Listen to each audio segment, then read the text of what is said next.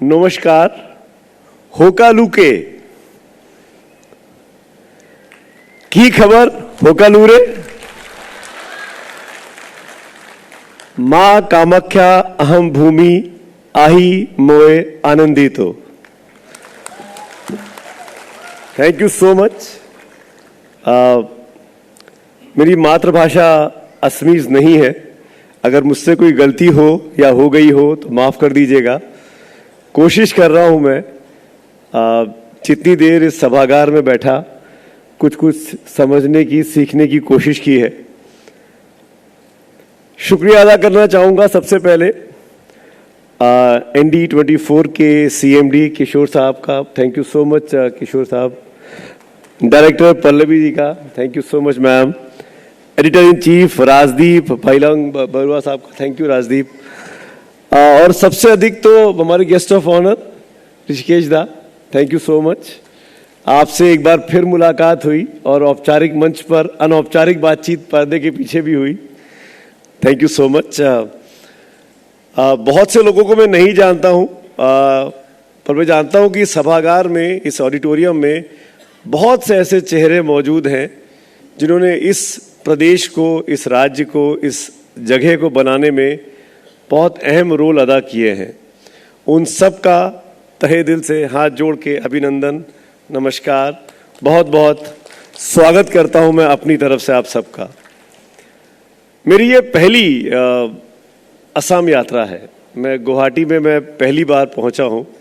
न जाने क्यों ये राज्य मुझसे छूटा रह गया। मैं 30 साल से जर्नलिज्म में हूं और 30 साल लगे मुझे दिल्ली से गुवाहाटी का रास्ता तय करने में।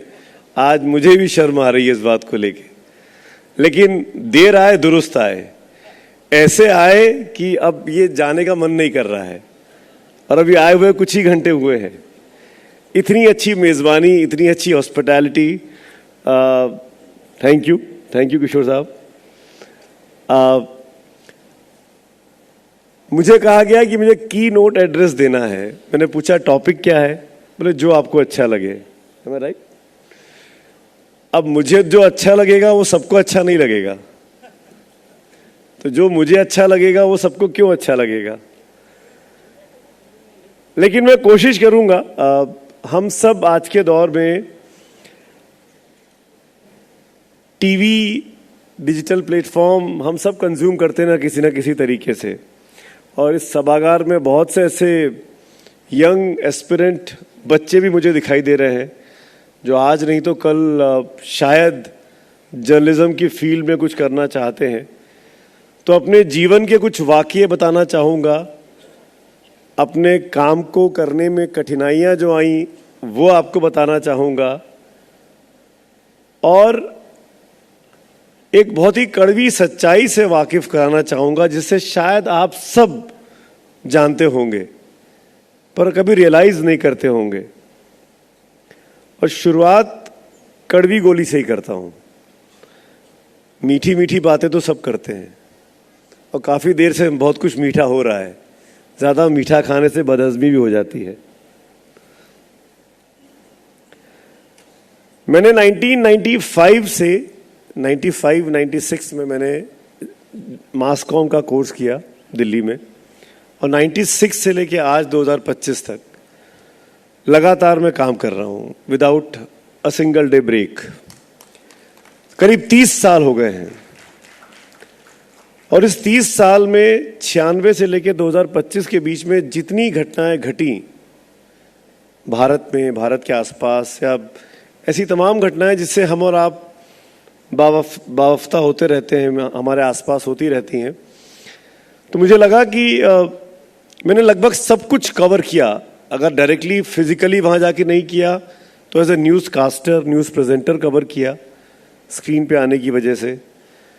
फिर डिजिटल प्लेटफॉर्म्स आ गए पिछले 7-8-10 सालों से, तो और ज़्यादा काम की डिमांड बढ़ गई।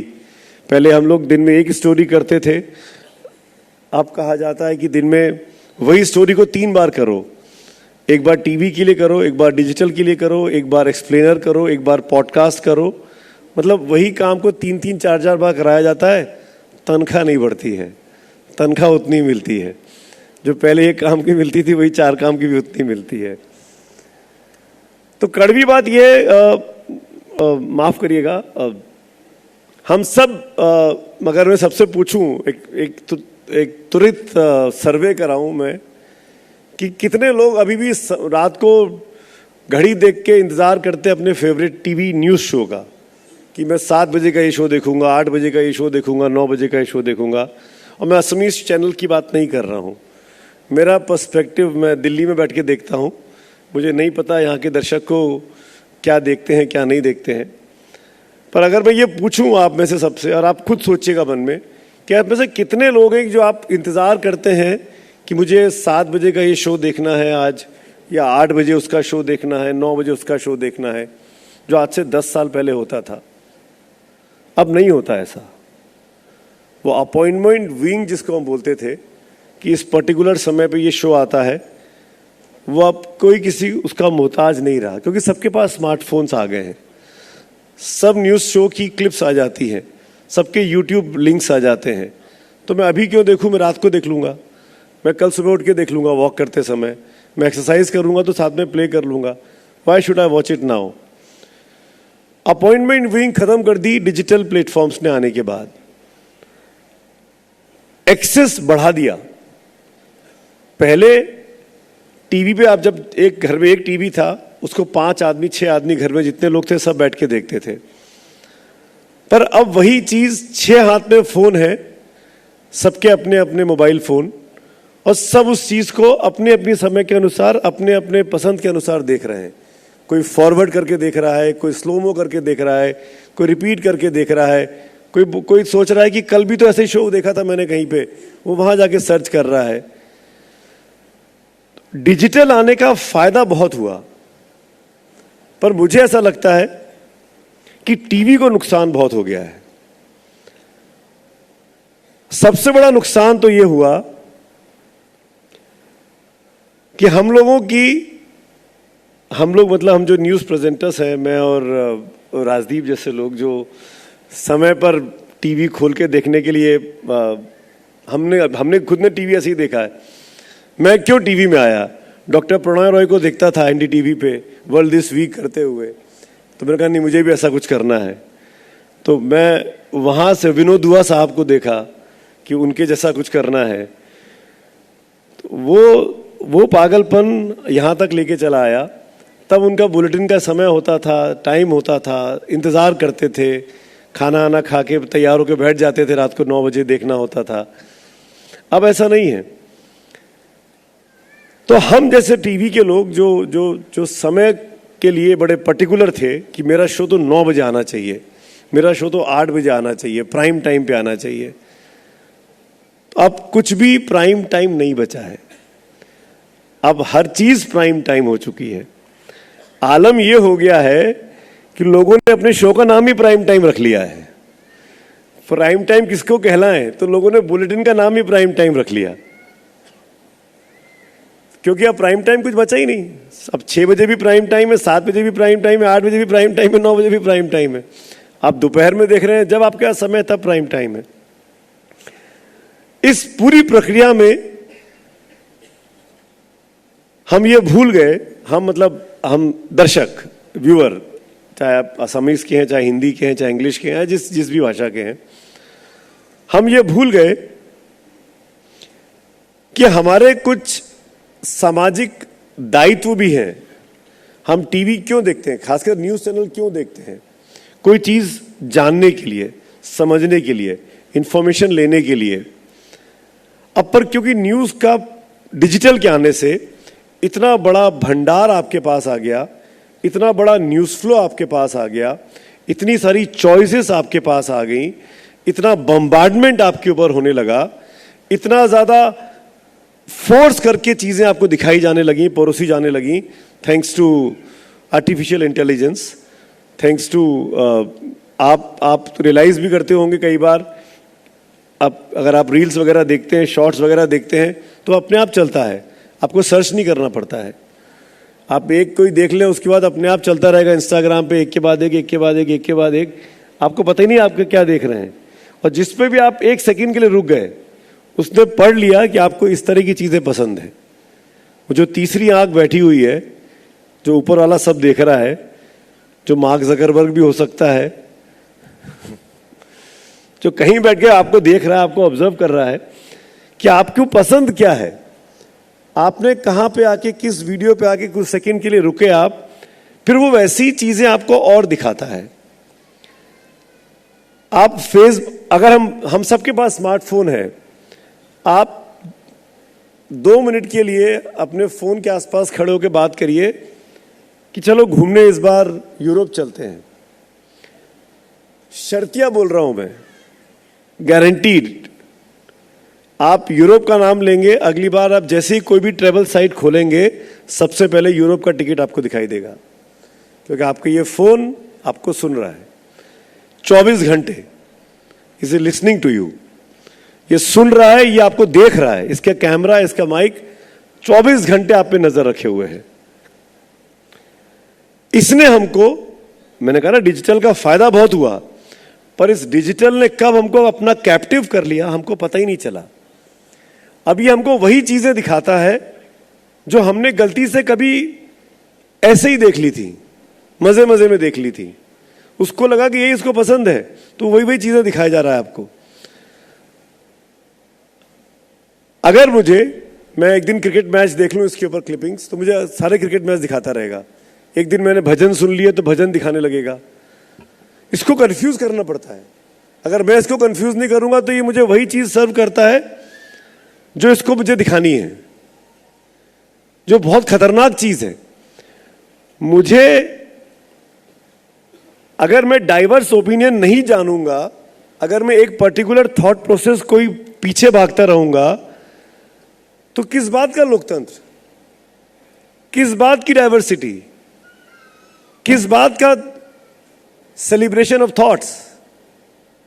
We are living in a democracy, और मैं इसको चीख चीख कर कहता हूं हर मंच पे, एंड आई फील प्राउड।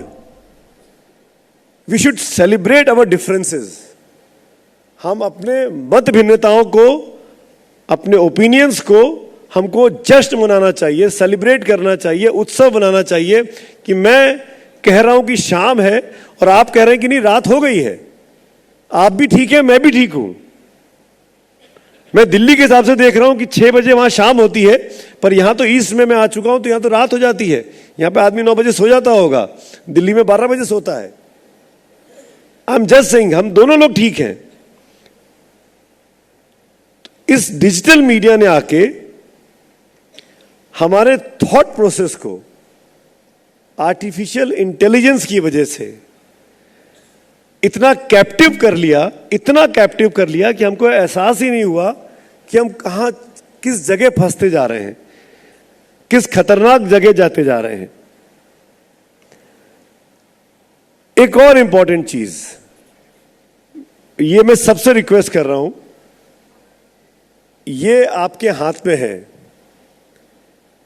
ये आपका पपलू है, ये आपका जोकर है। आप लोग अगर ताश खेलते हैं तो ताश में एक जोकर लगा दो और कोई भी पत्ता डालो तो वो कार्ड जीत जाता है।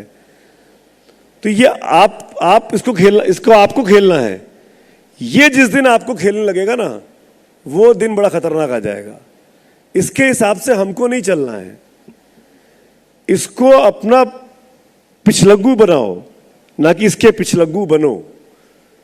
पहली चीज जो मैं सबसे बहुत खास तौर पर इस मंच पे बोलना चाहता हूं कि डिजिटल प्लेटफॉर्म्स बहुत अच्छे हैं, पर डिजिटल प्लेटफॉर्म्स आपको कब कैप्टिव बना रहे हैं, कब आपको एक जैसी चीज परोस रहे हैं, कब आपको फोर्स्ड व्यूइंग के लिए मजबूर कर रहे हैं, यह आपको पता होना चाहिए। और आजकल के दौर में जब हम लोग यहां पर, मैं कई सारे सीनियर सिटीजन्स को बैठा देख रहा हूं, डिजिटल स्कैम्स चल रहे हैं, सबके पास बेतुके कॉल्स आते होंगे, खासकर बुजुर्गों के पास। हमारे डेटा जो हम कहीं भी अपना फोन नंबर लिख के दे देते हैं, किसी भी फोन नंबर में कहीं कोई फॉर्म भरा, वहां फोन नंबर दे दिया, वो फोन नंबर, वो डेटा कब से कहां बिक गया आपको पता ही नहीं है। आपने बैंक में भर के दिया, फॉर एग्जाम्पल, बैंक वाले ने कब किसके एजेंसी को बेच दिया आपका डेटा आपको पता ही नहीं है, उसमें सारी इंफॉर्मेशन है आपकी। आपका एड्रेस, आपका फोन नंबर, आपका आधार कार्ड, आपका पैन कार्ड, वो पब्लिक डोमेन में, हम सबका डेटा पब्लिक डोमेन में है। हिंदुस्तान का हमारे साथ दिक्कत यही हुई कि हम लोग लिटरेट बाद में हुए, पहले कंप्यूटराइज लिटरेट पहले हो गए। हमारे पास कंप्यूटर पहले आ गया, कंप्यूटर का इस्तेमाल कैसे करना है ये हमको बाद में पता लगा। हमारा डेटा पब्लिक डोमेन में जाता है, पब्लिक डोमेन से आपके पास दोपहर में फोन आता है, आप नींद में होते हैं, अधिकतर लोग, खासकर बुजुर्ग जिनकी एज उनको पता है, 60 साल के आसपास, 55 साल के आसपास, 2-3 बजे फोन आएगा, सर आपका एक पार्सल वापस लौट गया है, मैं ब्लू डार्ट कंपनी से बोल रहा हूं, और अगर आपको अपना पार्सल छुड़वाना है तो अपना क्रेडिट कार्ड नंबर बताइए। ऐसा कॉल आएगा।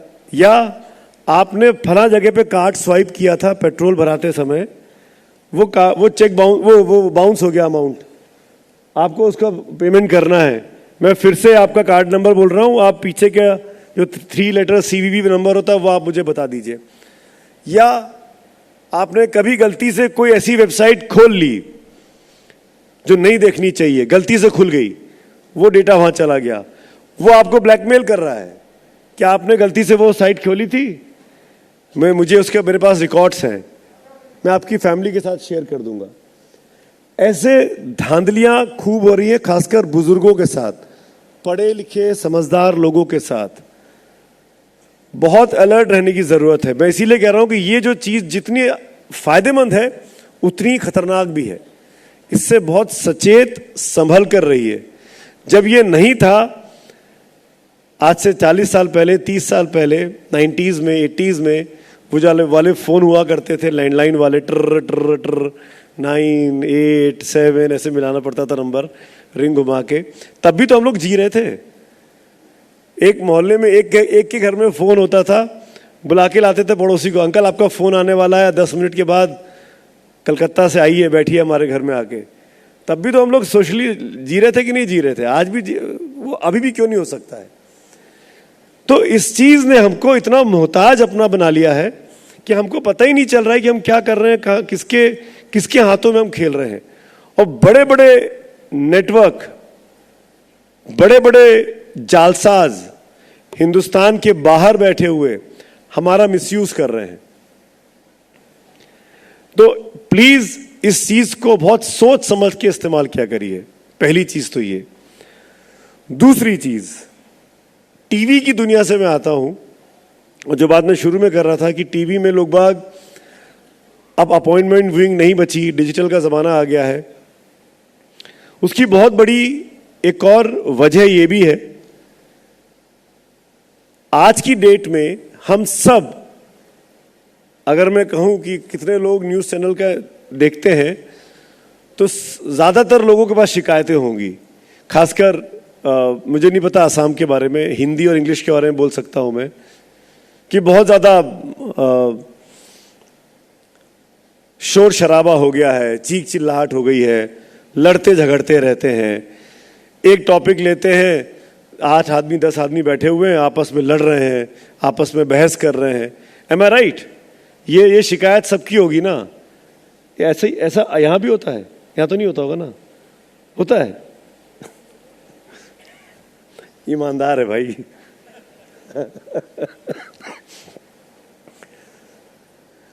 ये सबसे आसान जर्नलिज्म है मेरे लिए। क्या करना है? फॉर एग्जाम्पल, एक टॉपिक हिंदी को नहीं, एक टॉपिक कुछ और, कोई भी एक टॉपिक मान लीजिए, इस पर आज डिबेट करेंगे।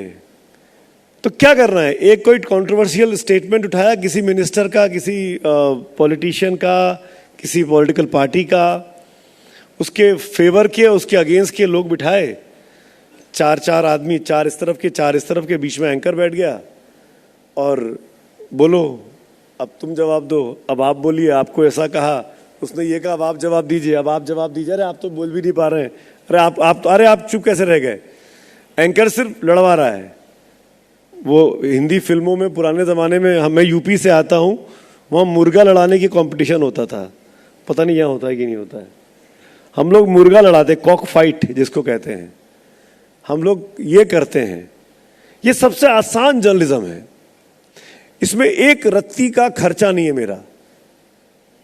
अगर मैं अभी यहाँ तो चैनल ओनर्स बैठे हुए हैं, सिंपल सा लॉजिक पूछूं कि अगर आप एक स्टोरी ग्राउंड पे जाके कवर करते हैं, 3 मिनट की स्टोरी, गुवाहाटी में आपके, हम यहाँ बैठे इस हॉल से 5 किलोमीटर के दायरे में जो भी सरकारी अस्पताल है, वहाँ पे आपका रिपोर्टर जाए, सरकारी अस्पताल की स्थिति देखे, 3 मिनट का कैप्सूल बनाए और फाइल करे।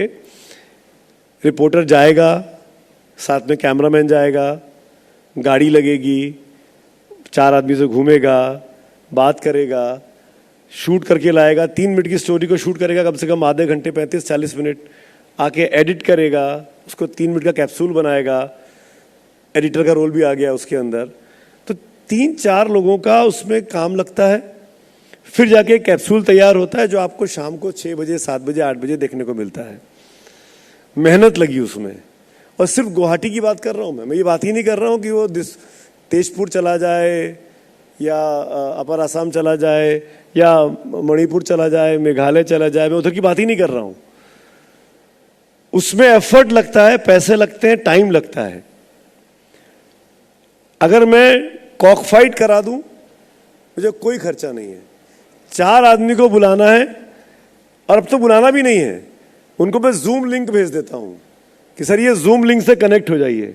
अब तो स्टूडियो बुलाने के लिए गाड़ी भी नहीं भेजनी है सर, वो खर्चा भी बच गया मेरा, थैंक्स टू कोविड। कोविड ने हमको जूम मीटिंग सिखा दी, टीम्स मीटिंग सिखा दी कि आप लिंक भेज दो, लिंक पे काम चल जाएगा।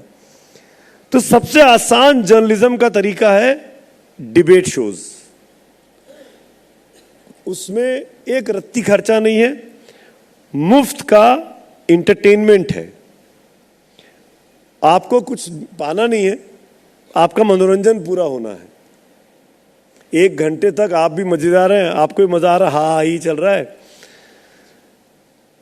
पर कितना बड़ा नुकसान हम कर रहे हैं इस सोसाइटी का, एज अ जर्नलिस्ट मुझे सोच के डर लगता है। क्योंकि हम जो दिखाते हैं, हम जो टीवी पे करते हैं, वो कितने लोग देखते हैं बहुत ध्यान से, और वो उसको सच मानते हैं, वो उसको आत्मसात करते हैं। क्योंकि कईयों बार मैंने देखा है कि सर आपने उस शो में ऐसा कहा था, आपने तो उस दिन वो कहा था, हम कह के भूल जाते हैं। वो बच्चा जो जर्नलिज्म में आने वाला है, जो जर्नलिज्म का छात्र है, पढ़ रहा है, उसको याद है। वो 2 साल बाद, 1 साल बाद आपसे मिला, उसने कहा कि सर आपने तो ऐसा कहा था। वो इम्पैक्ट लेके चला जाता है। और हमको इस बात का एहसास नहीं होता कि हम जो ये सस्ता जर्नलिज्म करते हैं, कॉक फाइट वाला,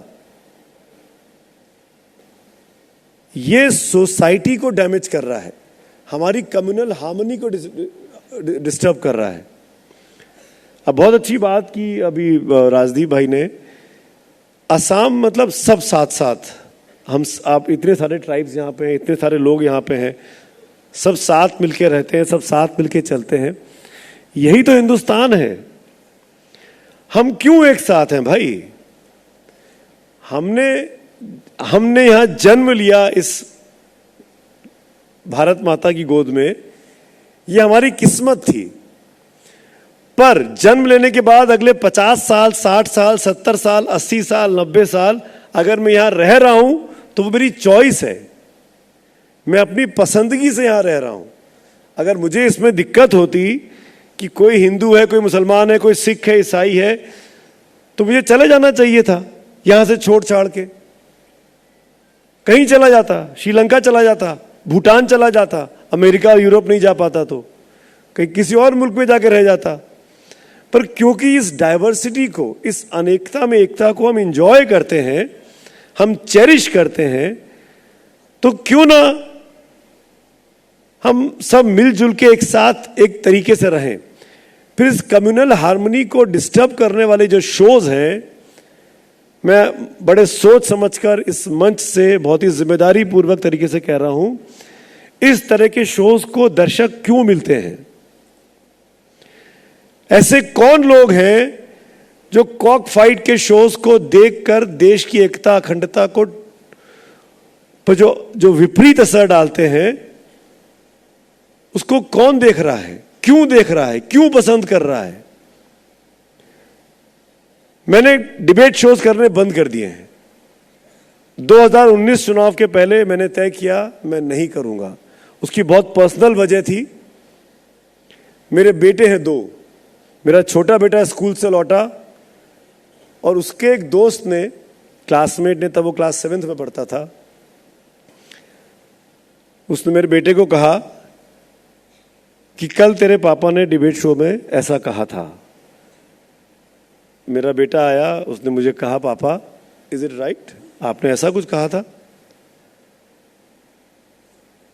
मुझे लगा झटका। मैंने कहा नहीं, ये तो बात गलत दिशा में जा रही है। मुझे किसी को डिस्टर्ब करने के लिए शोज नहीं करने हैं। मैं आधी तनख्वाह ले लूंगा, पर ये काम, ये पाप मैं अपने सर लेकर नहीं जाऊंगा कि मुझे इस तरीके से जर्नलिज्म करना पड़े। And very frankly, since 2019 February March now, मैं कोई डेडिकेटेड डिबेट शो नहीं करता हूं।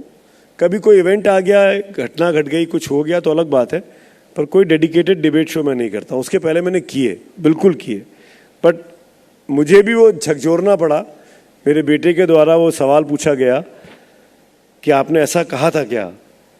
तो आई रियलाइज कि नहीं यार, ये तो बहुत गलत दिशा में चीजें जा रही हैं, मुझे नहीं करना चाहिए।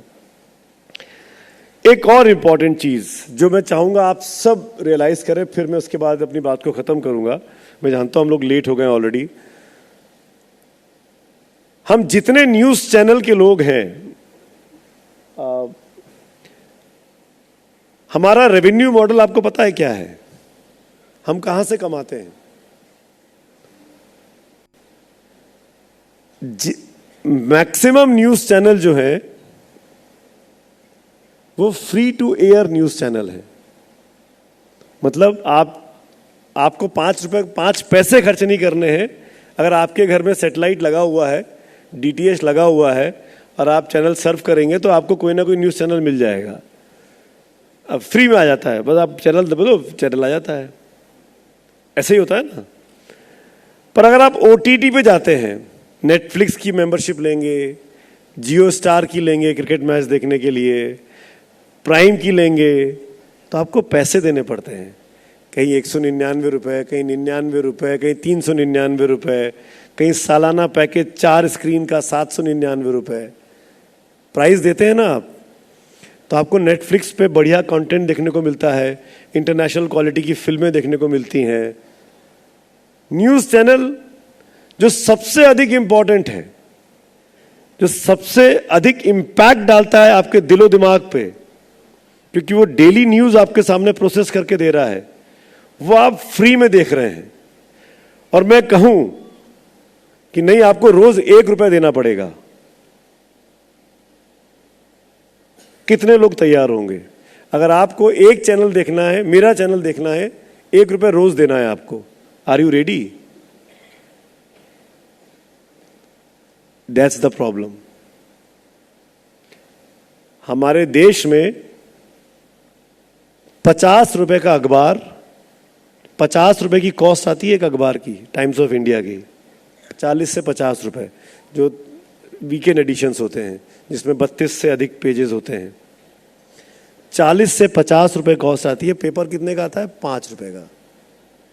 45 रुपए वो कहां से निकालता है? उस अखबार में छपने वाले विज्ञापनों से। तभी वो फ्रंट पेज पे इतना बड़ा बड़ा विज्ञापन छपता है। दुर्गा पूजा पे, नए साल पे, गणेश चतुर्थी पे, एनी फेस्टिवल, ईद पे। कहां से आता है? सरकारी विज्ञापनों से। इस पार्टी का विज्ञापन, उस पार्टी का विज्ञापन, इस मंत्रालय का विज्ञापन, उस मंत्रालय का विज्ञापन। सेम चीज happens with news channels also. News channel जिसको चलाने की कॉस्ट, मैं बहुत ही रफ एस्टिमेट बात कर रहा हूं, एक न्यूज चैनल को चलाने के लिए मोटा मोटी ये मान के चलिए, एक रफ एस्टिमेट के तौर पर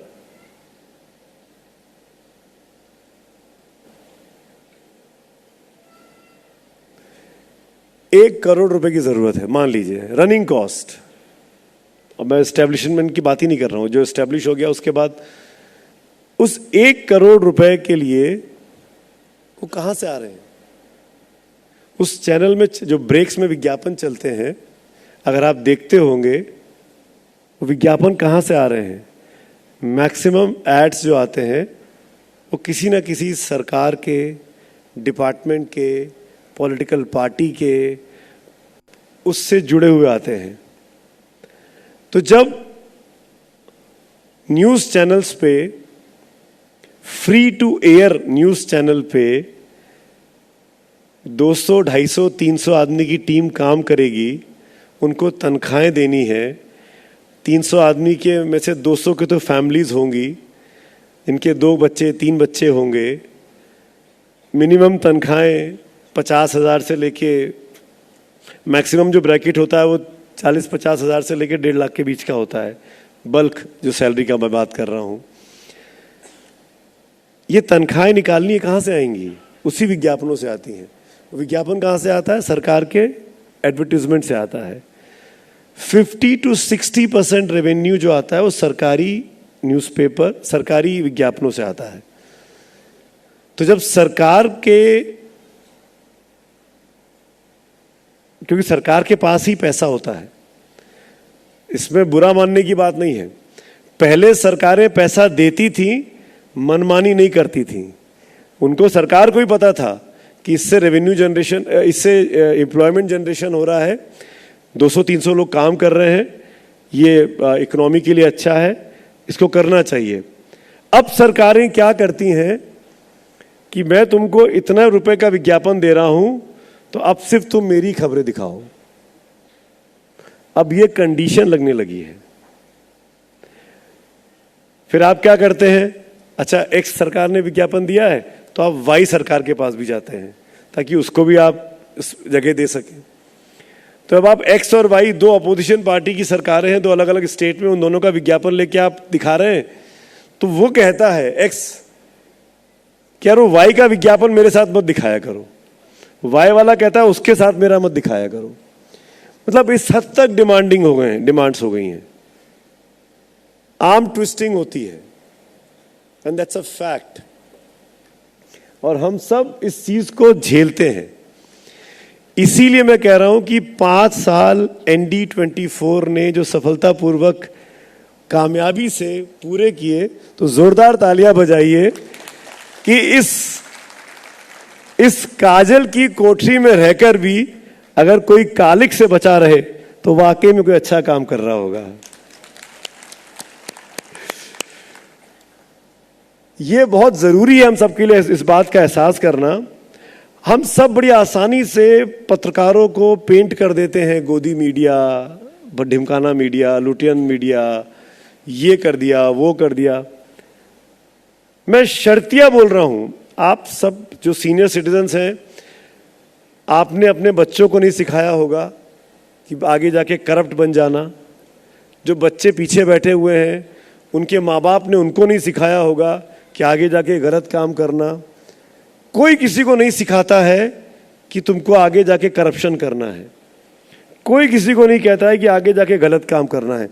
सब माँ बाप एक ही बात सिखाते आए हैं सालों साल से, जब से धरती की उत्पत्ति हुई है, कि अच्छा काम करना है, नेक काम करना है, माँ बाप का नाम रोशन करना है और सिंपल सहज जीवन बिताना है। एम आई राइट? इसके अलावा तो कोई, और इससे अधिक तो कुछ होता नहीं है जीवन में। मौका, हालात, परिस्थिति ऐसी हो जाती है, बना दी जाती है, वही मार्केट फोर्सेस हमको मजबूर कर देते हैं ये सोचने के लिए, ये कहने के लिए, राजदीप, कि हमको अगर सस्टेन करना है, इस इंडस्ट्री में रहना है, तो अगर दोपहर में कोई फिल्मी कार्यक्रम चल रहा है किसी चैनल पे और उसकी टीआरपी आने लगती है, तो दूसरे कंपटीशन पर भी जोर पड़ता है, यार तुम भी दिखाओ ना। क्योंकि तुम फिल्म नहीं दिखा रहे हो तो तुम टीआरपी में पीछे छूट गए हो। क्योंकि उसका शो क्राइम का अच्छा कर रहा है, तुम्हारे पास क्राइम का शो नहीं है, तो तुम भी क्राइम को थोड़ा ड्रामेटाइज करके दिखाओ, थोड़ा सा उसको और शूशा बनाओ उसको जरा सा, ताकि दर्शक उसके पास आए। थोड़ा सा ग्लैमर ऐड करो, किसी फीमेल से एंकर कराओ, क्राइम का शो किसी फीमेल से एंकर कराओ। इस तरह की चीजें कहां से आती हैं? इसी मार्केट से आती हैं।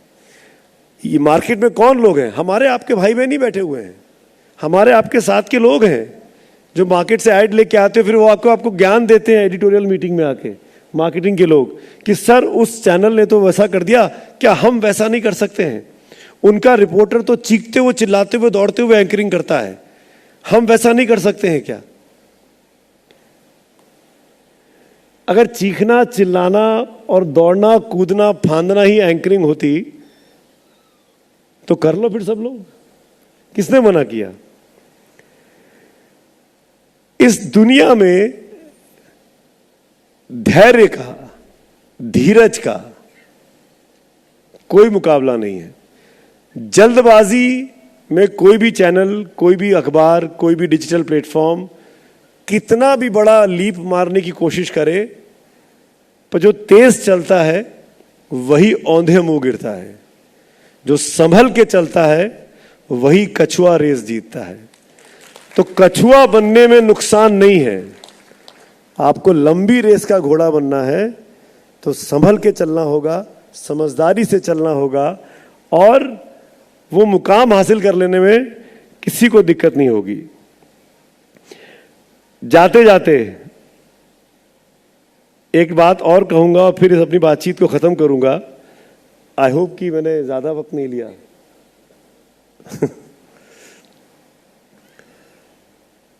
सोशल मीडिया पे हम, आई डोंट नो आप लोग कितने लोग सोशल मीडिया को इस्तेमाल करते हैं। यंगस्टर्स पीछे बैठे हुए तो पक्का करते होंगे, आगे जो सीनियर्स हैं अगर नहीं करते हैं तो बहुत अच्छा है, नहीं करिए।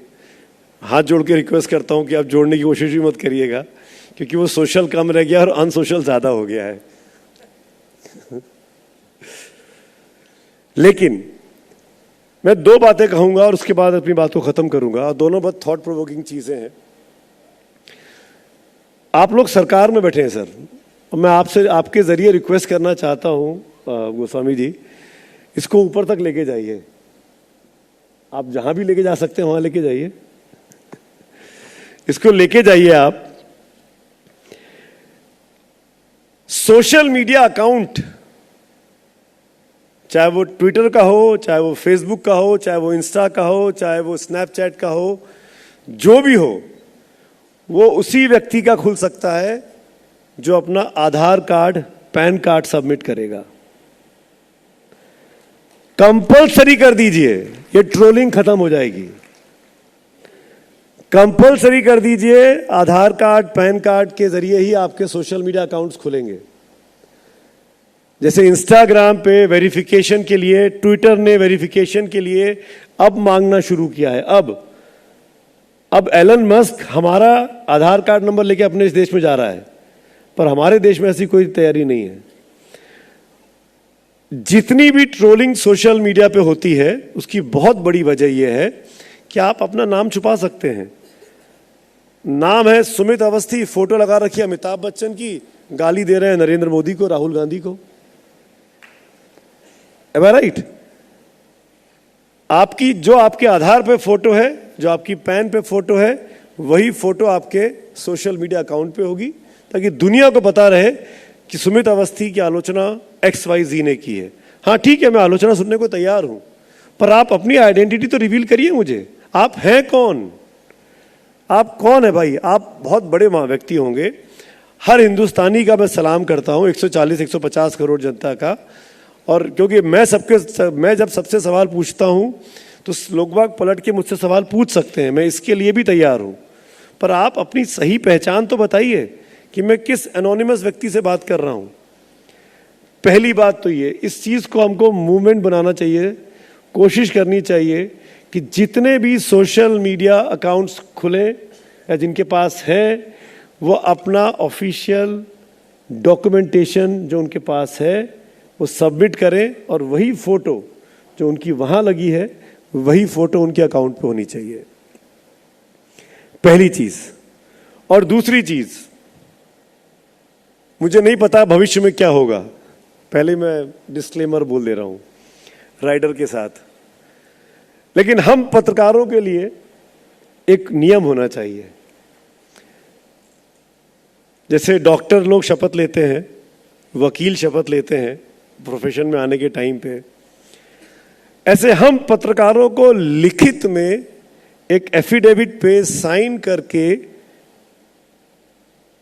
प्रेस काउंसिल ऑफ इंडिया में जमा करना चाहिए कि आज मैंने पत्रकार बनने की शपथ ली है, मैं अब जीवन भर किसी भी पार्टी की तरफ से, किसी भी विधानसभा में, किसी भी संसद में नहीं जाऊंगा, चाहे मुझे कोई कितना अच्छा ऑफर क्यों ना दे। हर पत्रकार के एस्पिरेशंस होते हैं, और बहुत से लोग तो नेता से पत्रकार और पत्रकार से नेता ऐसे बनते हैं कि पता ही नहीं चलता है कि कब किस रोल में है वो लोग। तो हर पत्रकार के लिए बहुत जरूरी है कि वो ये कमिटमेंट करे।